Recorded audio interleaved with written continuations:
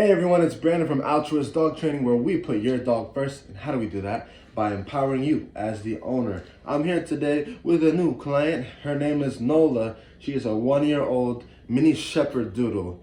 And I'll tell you what, one of the first things I noticed about this dog is how sweet her temperament is. I mean, straight out the gate, she's just real docile, easygoing, and calm.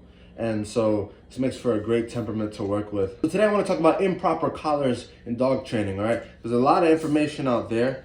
Every dog that I work with will work on basic obedience. Nola doesn't know any OB, so she doesn't even know how to sit, all right? So that's one of the first things that I'm teaching her. But she came to me on this type of harness. This thing, throw it in the trash.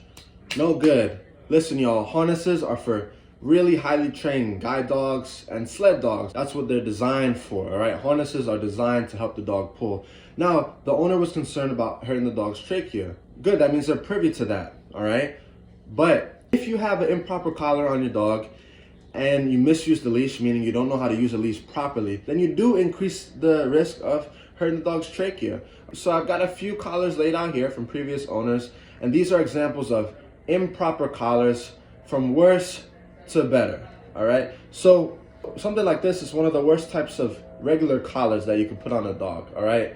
People get these because they're cute, they have a small dog, but this has a really small surface area, right? So this is why you can't stand on one spike or go straight through your foot, but you can stand on a bed of nails. It's just physics, right? So if you have something like this with a small surface area around the dog's trachea, it's concentrated into a small area, and it puts a lot of pressure on the trachea, and the dog is going to pull, all right? You're going to pull back, you may not want to, puts a lot of pressure on the trachea, you can hurt the trachea, all right? So what you want is something thick and wide.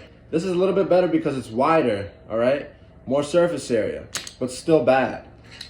Now we're getting a little bit better. It's really wide, but the material's improper, all right? It's too soft. What you want is something like this, all right? Nola, sit. Good. This right here is a flat buckle leather collar. The best regular collar that you could put on your dog. All right, besides a martingale, prong, or e-collar. If you know what you're doing with those collars, those are elite level stuff. But I'm just talking about plain collars today. Why? Why is this the best collar? Number one, it's thick and wide. So it distributes the pressure evenly on the dog's neck, okay? So you're not gonna hurt the trachea. Number two, leather is the proper material. So guys, when we're talking about draft animals, right, we're talking about animals like dogs, horses. In the case of a horse, there's a reason why we have made leather reins and saddles, things of that nature, all right? It's a proper material, all right? It's not just for fun. So there's something called flexing, all right? And we trainers use leash flexing as a tool with which to train our dogs. But in order to use leash flexing, you have to have the proper material. Your leash is like your translator to your dog, right? That's what I explain to owners, right? So you send a message through the leash into the dog. If it's the improper material, something like this, it's too bendy, it doesn't send the proper message to the dog, all right?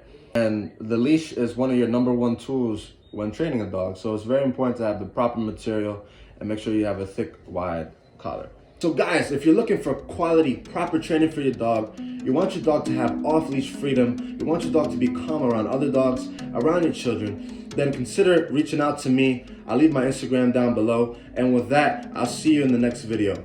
Peace.